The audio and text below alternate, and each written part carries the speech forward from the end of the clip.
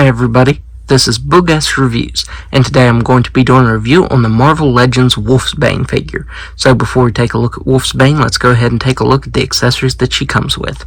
So first up, she comes with the torso of the Zabu Build-A-Figure, and this is actually really big. This takes up most of the space in her packaging.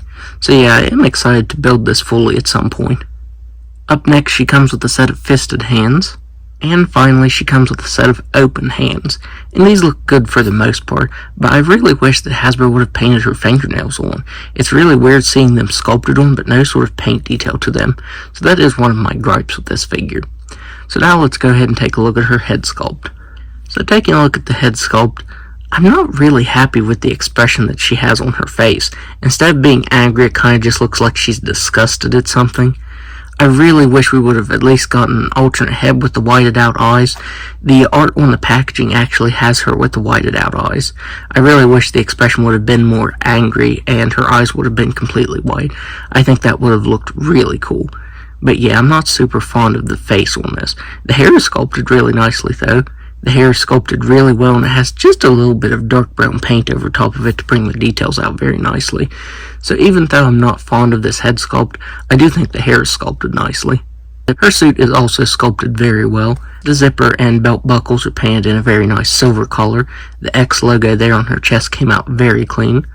What little paint ups this figure has, it's done very nicely. The fur on her is sculpted really well. I just wish there would have been some variation over top of it. The only variation you get is a little bit of a darker brown color right here on the tufts on the back of her arms, and then on her calves right here. You can see there's a bit of a brown wash, a dark brown wash over top of that, and I wish that would have been on all of the figure. I think it would have looked really nice for her to have that sort of wash all over. So yeah, that would have been really cool. Now, this figure, it should have been articulated a lot better than it is. I am extremely disappointed with the articulation on her. So let's go ahead and go over that now.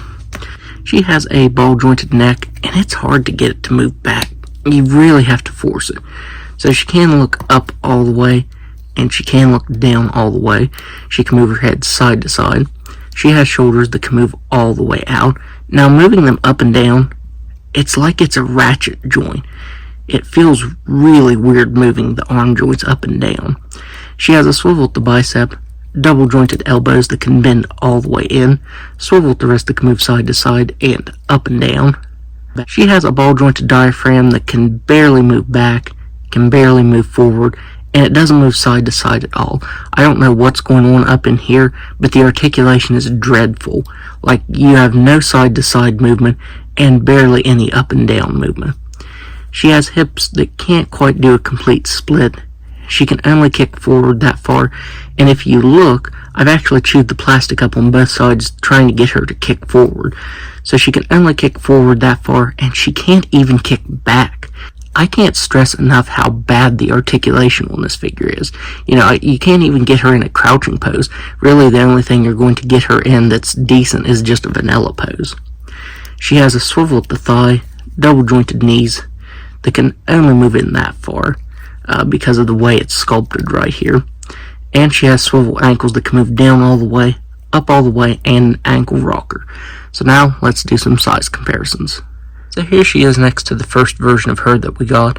You had to buy an extra Danny Moonstar to make this one, and this one still looks pretty bad in my opinion. I am not a fan of that head sculpt at all. This new head sculpt is a little bit better, but not by much. Here she is next to the Strong Guy Build-A-Figure. Here she is next to Forge and Quicksilver. Here she is next to Multiple Man and Polaris. And finally, here she is next to Havoc. So overall, I am extremely disappointed with this figure. I think it could have been so much better. I've been wanting a Wolfsbane figure forever to go with my X Factor team here, and now that I have her, I'm extremely disappointed. I think the fur is sculpted nicely, and so is the suit, but I just don't like the sculpt of that head at all. It definitely could have used more paint detail, especially on all the areas of the fur, and the articulation should have been so much better. As I said, the only real pose that you can get her in is kind of a vanilla one. You can't even get her crouching down. If you try to kick her legs too much forward, then it starts chewing the plastic up.